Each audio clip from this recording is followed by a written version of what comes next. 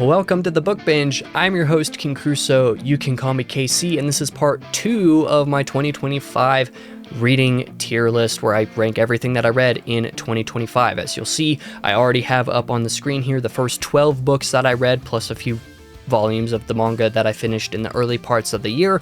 This is what my list looks like at this point. I hold myself fully to the ability and the freedom to rearrange stuff as I see fit over the course of this video, because that's not something that's too horribly uncommon to do. But let's start off this with the manga that I read half of at the very end of 2025. That was the first couple deluxe volumes of Girl from the Other Side by Nagabe. And yeah, that was the first half of the manga basically. And I really enjoyed this. I'm going to go ahead and put these in pretty dang good. Just not entirely sure where in pretty dang good I'm going to put them. I'll put like one just below the monster arc, the final monster arc, and then I'll put volume 2 just above it, because that sounds about right to me. These were both very solid. There's some cozy moments in there, but some surprisingly deep and emotionally investing moments. I found myself really enjoying a lot of what this was doing, and look forward to actually being able to continue more. At the time of this recording, I have read the 3rd volume actually now, and will be finishing it up pretty soon. But yeah, that's where I would go ahead and just put those volumes, just feeling right off the top of the bat like that's what I feel right now. So that's what we're going to do. But let's talk about the 13 books that I actually finished the back half of 2025 with, starting with The Dead Zone, which I read immediately after having read Shadows Upon Time. And I gotta tell you, June was a really great reading month, because The Dead Zone was also a cream of the crop book, but I'm gonna go ahead and put that like right at the bottom of cream of the crop there. I think that The Dead Zone is not talked about enough as far as King's early career goes. When you talk about some of his heavy hitters that he's released, particularly in that early portion of his career where he has so many bangers, The Dead Zone doesn't get talked about enough. I think it is so good. You know, I give it like a 4.5 stars. I rated it 5 on Goodreads. I rounded that up, and I think that like the very slight weaknesses of it is that like the last third of it, the way that it goes from the character study that it is into the more plot centric thing that it's doing into the ending, can some sort of feels just a tiny bit off. And I understand that there are probably going to be people who just don't really like that ending, because people don't like any Stephen King endings apparently for some reason. But I thought that The Dead Zone was incredible, and I think that the character study that it was largely trying to be, phenomenal. Absolutely loved it. Really great time. And just Shadows Upon Time and Dead Zone back to back in June just made that maybe the best. I mean, it was just straight up the best reading month of the year for me. It was really incredible. Next up, we're going to talk about We Who Wrestle with God by Jordan Peterson, which I had actually started like in December of 2024 or something like that, not long after it released. And then I had like continued it through in January and got like a third of the way through it or something. And then I finished it in July of this year, and I'm going to put it at the top of pretty dang good. It was really solid. There are some moments in there that I don't love as much. There are a couple sections that I don't feel like were utterly necessary. Like, I don't think the section on the Tower of Babel was that relevant to the thesis overall. And I think that skipping all the way to Jonah at the very end, when basically everything else was all Genesis stuff except for Moses, which was obviously Exodus stuff, but covering like so much of the early portion of the Torah and then jumping to Jonah at the very end was a little bit strange. But like most of the material that was in there, I actually really connected with, and being able to explore theological ideas and concepts and stories from a psychological perspective in terms of like what makes this story true, even if regardless of if you believe these things actually happened or not, regardless of if you actually believe in Christianity or not, like these stories are relevant to the culture of especially the Western world in such a way that is like they're important to understand why they're important. And doing that through that psychological perspective actually really clicked with me. I really enjoyed reading most of that book. Like, Cain and Abel stuff was incredible. I really loved the Abraham section as well. I'm actually very sad that he skipped Joseph. Like, he just completely skipped the Joseph story from Genesis for some reason. Like, I don't know why, because Joseph's story would have had such amazing material to actually cover in the way that he covered a lot of the other stuff in here. So I'm dumbfounded by that. So like it gets the knockdown slightly to be pretty dang good. It's not cream of the crop because I didn't love every single moment of it, and it's a very messy copy edit as well, like so many issues in the copy edit. But overall, I really loved We Who Wrestle with Gods, so that's where I put that. Winter's Heart is going to go at the bottom, A Better Luck Next Time. That was my least favorite book of the year, and I think it is the lowest rated book of the year, actually. Yeah, it's the only one that I gave 2 stars. To be fair, I gave it 2.5 and rounded it down, but a lot of why I rated it that low is because of disappointment. You know, the first half of the book is not great, certified not fantastic, and when you expect it to be one of the better books in the 7 through 11 arc, on account of how much people like the back half of it, I was really disappointed by the back half of it. There are a couple storylines that get some solid climactic moments, I guess, in there. Like Matt's storyline gets a solid climactic moment, but otherwise ends right in the middle of the climax, and that really ticks me off. Like it just wasn't handled very well. And then Rand's climax, obviously the climax of that book is a really momentous and important occasion for the series. Did not really click with me. I wasn't really a fan of what Jordan was doing with that. The stuff that I wanted to see through that sequence was not written, and the stuff that was there was basically irrelevant to anything. So I just didn't really find myself clicking with the back half of that, despite the back half being stronger than the front half, and the front half was just not great, especially the Perrin material. There's like 6 chapters at the beginning of that book that are completely worthless. So just not a good book. It's not a terrible book, but it's not actively good either. While Darkness Gathers by Philip Chase, we'll go ahead and put in pretty dang good somewhere. I'll put it near the top of pretty dang good. I'll put it just below the White Country. At this point, I'm actually going to go ahead and put The Path of Daggers at the top of Rough Around the Edges, because objectively speaking, it was the weakest book in the series outside of Winter's Heart. So like, it is rough around the edges, even though I had so much fun with it. I talked about that in last video if you want to check that out. But anyway, While Darkness Gathers by Philip Chase. If you've read the Adan trilogy, there's not much in While Darkness Gathers that's going to surprise you, because it handles some of the same thematic ideas and also a couple of plot-related things that are pretty similar to portions of the Adan trilogy in there, and features some of the recurring characters, and some of that's handled really well. I just think that the way that Philip Chase handled a lot of that recurring stuff actually closed the thematic loop that was opened by the Adan trilogy, and covered a lot of that material in really engrossing and engaging ways. It's not as emotionally poignant as the Adan trilogy, but it is still really good in my opinion. The other thing to note is that While Darkness Gathers can technically be read without having read the Adan trilogy, because it gives you, everything that you need to know from the trilogy in order for it to make sense. But I think that you're robbing yourself of the experience of reading the trilogy if you read this before that. So I would still recommend reading the Adan trilogy before While Darkness Gathers, but if you enjoyed it, this is worth checking out. So that is where I fall with that. Next up is Howling Dark Reread, doing this copy edit as well, and this is also going to be up at cream of the crop, basically. And yeah, Howling Dark is still incredible, and on this third read and doing that copy edit with it, and having done it after reading Shadows Upon Time, yeah, just it's everything that I said about Empire of Silence in the last video carries through to here. It's just remarkable how much Christopher was able to do with foreshadowing and stuff in the series, including in ways that like he couldn't have predicted. It's just really, really fascinating. And being able to work on this book with, again, some of those expanded, the deluxe edition edits, the slight adjustments to prose now and again. Every single time there's a slight adjustment to prose or added foreshadowing or something like that in one of those 2 books, in Empire of Silence or Howling Dark, was absolutely worth it. Totally worked for me. Really clicked. Loved it. So, I don't need to say anything more there. Crossroads of Twilight is going to go pretty much at the bottom of Rough Around the Edges, and that is because it's rough. It is very bloated.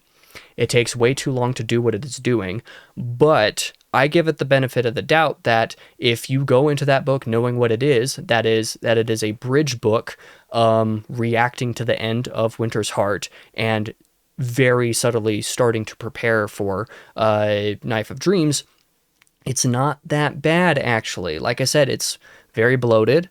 There's way more words in there than there needs to be, and that is a problem. And there are a couple very particular structural decisions that I don't love about that. If you want more about that, you can watch my review of the book, where there's the way that POV allotment is handled in there that is like a little weird, especially at the end. But overall, I did not hate Crossroads of Twilight. It was thoroughly okay. I thought that as a bridge book, it actually kind of worked for what it was doing for the most part. So it's really rough, but I still liked it, actually. I liked it more than Winter's Heart, which I actively kind of disliked to a certain degree, actually. Next up, we're going to talk about Don Quixote, which I'm going to put in pretty dang good, and that is because the book surprised me. It is very solid, but the things that I was expecting to get out of it were kind of strange. The first half of it, the first book of it, essentially, because the first part and the second part were written 10 years apart. Part 1 of Don Quixote is really solid for the material that isn't related to the title character. The humor in part 1 doesn't land for me. I don't think it works, and a lot of the antics of those characters are kind of annoying. But the side stories, the tales that you hear from characters that they meet along the way, those types of more serious side stories within part 1 of Don Quixote, incredible. And then part 2 happens, and it sells the humor way better. I loved the humor in part 2. In the moments that part 2 actually when it does try to get serious in a couple points, actually don't work. So you have these two parts that are kind of opposites from each other, which is a little bit strange. Again, they were written 10 years apart, so that kind of makes sense. Overall, I was just kind of expecting to get a little bit more from Don Quixote. I was expecting it to be a bit more meaty, given how long it is, but it's pretty much... It just kind of is what it is, I think it's solid, but I don't think it's required reading as far as classics go. If you're not super interested in reading it, then I don't think you need to. There are plenty of classics where it's no, you should read that anyway. Don Quixote is it's solid. If you want to, go ahead, but I wouldn't blame you if you didn't want to, so that's where I fell with that. House of Leaves is cream of the crop, though. Well,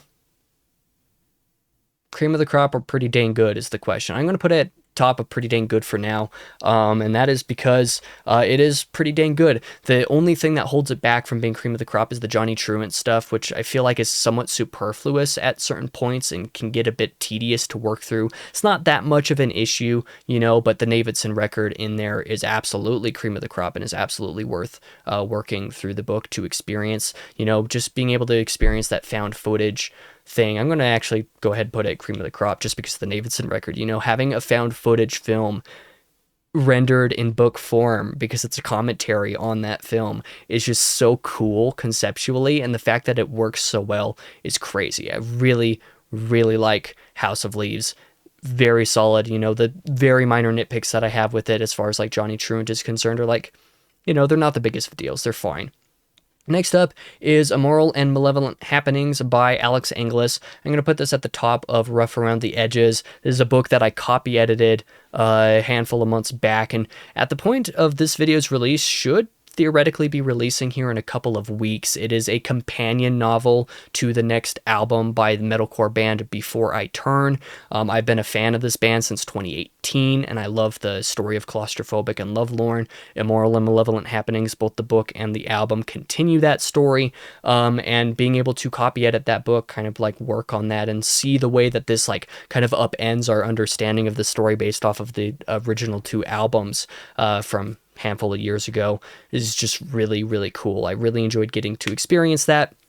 But it is a first-time novel. There are some moments where that is pretty obvious. I think the thing that really puts it at rough around the edges for me is basically the fact that it is very similar to Sweeney Todd. If you know the story of Sweeney Todd, the plot of Immoral and Malevolent Happenings is going to be pretty familiar to you, all things considered. And I do think that holds it back a little bit from truly being great.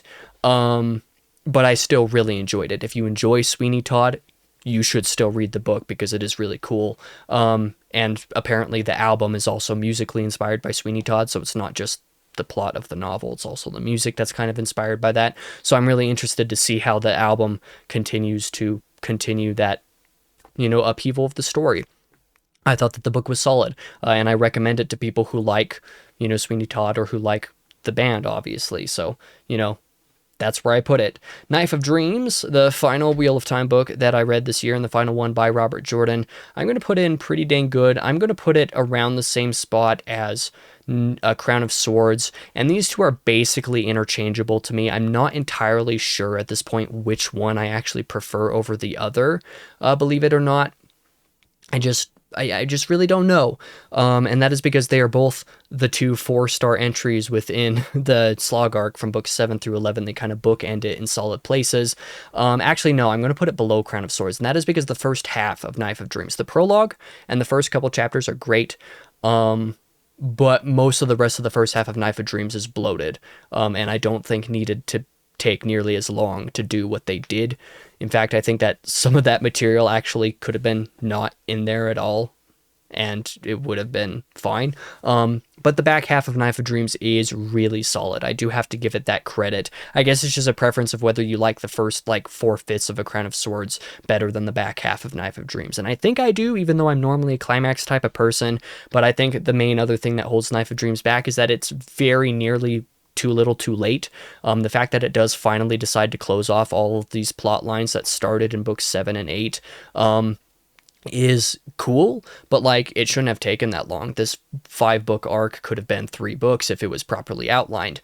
So it's like, you know, it's good that it is good, but it also kind of, it's like rubbing dirt in the wound, because like, it shouldn't have taken that long to actually get good again. So it's a really weird conflicting feeling that I have with Knife of Dreams, whereas A Crown of Swords is like, yeah, I really liked that, except the ending was slightly disappointing, but that was about it. So yeah, I'll put Crown of Swords above Knife of Dreams, I guess. Next up is Rose of Jericho by Alex Grecian, the sequel to Red Rabbit, and I'm going to put this one... Do I want to put it in Better Luck Next Time? I didn't dislike it. It's hard to say. I was a little bit disappointed with this, and, you know, I just did a review of this, actually, a couple of days ago, question mark? 1 second. No, it wasn't a couple days ago I did a review of this, I don't think. No, it was. It was. I don't remember what my schedule looks like at this point, but in the review of this book, I talk about how, like, it kind of continues some of the stuff that Red Rabbit is doing in great ways, but then a lot of the back half, like the last third especially, kind of like loses that spirit a bit, because it's like taking some of those ideas in directions that are like, I'm not sure this needed to be a sequel to Red Rabbit. Feels like kind of an unnecessary sequel. It feels like it more did that because there were some similarities that could be run off of. I don't know. It was okay. Like, I enjoyed the book. I definitely didn't dislike it. I'm going to go ahead and put it above in some of these other options and rough around the edges, actually. It's just that it didn't fully satisfy me in what it was doing. You know, I wasn't super into the ultimate end goal of what it was doing. Like, there were some rough spots, even though a lot of the first half I really enjoyed, you know, for the same reasons that I enjoyed Red Rabbit. It just kind of disappointed me a little bit. I think if you love Red Rabbit, you should still give it a shot. But if not, you don't need to read it. So that's how I feel. And then Firestarter is also going to be in rough around the edges. I just don't know where. I guess I'll put it above Rose of Jericho, and that is because I actually quite enjoyed Firestarter. You know, I think it was solid. I'm going to go ahead and put Demigod Diaries in Better Luck Next Time, actually. But Firestarter is good. I just think it is too similar to The Dead Zone to be what it is, because it doesn't execute on all of its things as satisfyingly as The Dead Zone does, despite having a lot of similar ideals and concepts and things that it's trying to work towards. I liked the ending a good bit of Firestarter, and I really liked the first half of it, but the back half kind of changes the pace of stuff in ways that I wasn't super into. So, you know, we'll call it that. Like, it's a perfectly fine book, but it's not like the greatest thing in the world either. On the other hand, Silmarillion is cream of the crop. It's just a matter of where on cream of the crop it's going to go. I'm going to go ahead and like put it like sort of midway through, I guess. Man, it's really hard to tell, because this is one that I need to reread and like actually experience more times to know for 100% sure how I feel, because I really enjoyed it, but I know there's a lot of stuff I missed. It's one of those things that's like, you need to go through that and experience it many times to actually fully get everything. And it's also not like a proper narrative. It's cream of the crop largely out of respect, because like I just am so astounded by the depth of that world and the history and the lore and how good it all is, even though it is a lot. But, you know, the fact that it did make me decide that I wanted to experience more of the history of Middle Earth stuff, whereas before I was pretty ambivalent towards whether or not I would want to do that. You know, it's no small thing, actually, and I really enjoyed it for that. So, yeah, there's my reading for the year. There's a lot more in cream of the crop than I expected there to be. It's probably because some of this stuff probably doesn't need to be cream of the crop, like House of Leaves, Dead Zone could probably be in pretty dang good. I don't need to have the manga in here. You know, the manga kind of like bolsters some of these lists in some ways. But I guess overall that is where I'm going to go ahead and leave that tier list. I think that's good enough for the purposes of 2025. I think that works because I just, you know, I gotta be honest here. The only books that I read in 2025 that I would give 5 out of 5 fully, like not even like a 4 out of 5 or 4.5 rounded up or something like that, that were new experiences for me, that weren't rereads, was Shadows Upon Time and Red Rabbit. Everything else was below a 5 out of 5. That is very abnormal for me. I tend to give out 5 out of 5s quite willingly, actually, and so I did that with the Dead Zone. I gave that 5, but otherwise these 3 books were the only 3 5 out of 5s that I gave on Goodreads in 2025. That is very strange, and sure, you can say, hey, you only read a little more than half of what you normally do over the year compared to the last few years, so like that's probably okay. It's like I still think I gave more than, you know, 6 or 7 5 out of 5s in previous years. So it's like all of this is relative. You know, there are things that, like, if I had read, you know, a handful more brilliant books that I gave unwitting, you know, 5 out of 5s to, there are a lot of these things in here that might be down a rank. You know, this list would probably look way different and be weighted more heavily downwards if there was more stuff that I enjoyed more, if that makes any sense at all. It probably doesn't. It's like I'm probably being too generous about giving cream of the crop to things, and that's something that I have a problem with in general, but it is what it is. In either case, thank you for watching this video. Thank you for watching these tier lists. I appreciate it. If you did, you can go ahead and check out next Tuesday. Okay, yeah, I was right. It was just a couple days ago I reviewed Rose of Jericho. Next Tuesday is going to actually be my review of the Silmarillion, and then next week I'm going to be doing my last book haul, my book haul for the back half of 2025, basically. I'm excited for you guys to see that. But yeah, that is going to be the end of this. Thank you one final time for watching. For now, I've been your host, King Crusoe. You can call me KC, and I hope to see you guys in the next video.